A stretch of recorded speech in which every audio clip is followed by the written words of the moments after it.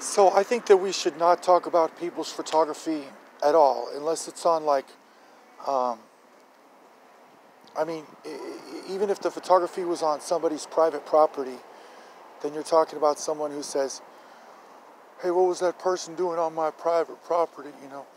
Um, that's not what this is about, you know. Um,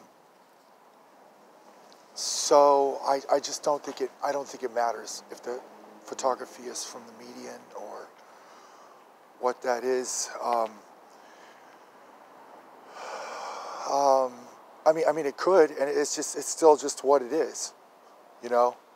And then you could say, oh, but is that the picture? Well, that's still the picture. You know what I mean? From standing in the median, it's still the photography. It doesn't have anything to do with anything. You know what I mean? To say that it's not photography, it just doesn't have anything to do with anything at all. You know what I mean? And it's interesting to say that because what would it be like? Some kind of an explanation why that everybody would actually be like performing miracles or casting out demons like with photography on the internet, and there just isn't one. You know what I mean?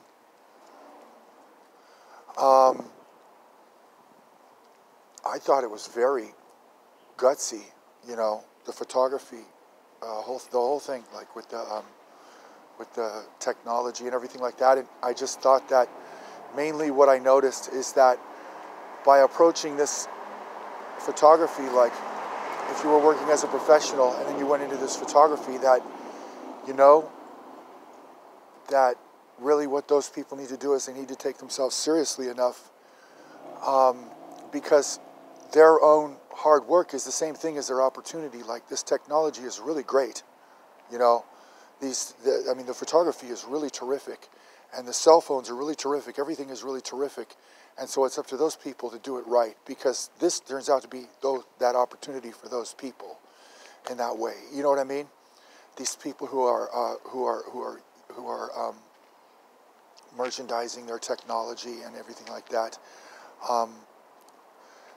You know, if they didn't want to look at it like an opportunity, then you know, then they could run into something if they didn't know how to appreciate that opportunity. I just don't think that I mean, I think that I don't think that it's skateboards. You know what I mean? I don't think it has anything to do with skateboards at all. You know, and so the rest of this conversation was like Dr. Frankenstein. You know, and you could talk about Dr. Frankenstein, and it's, you know, it's not that hard to have that conversation.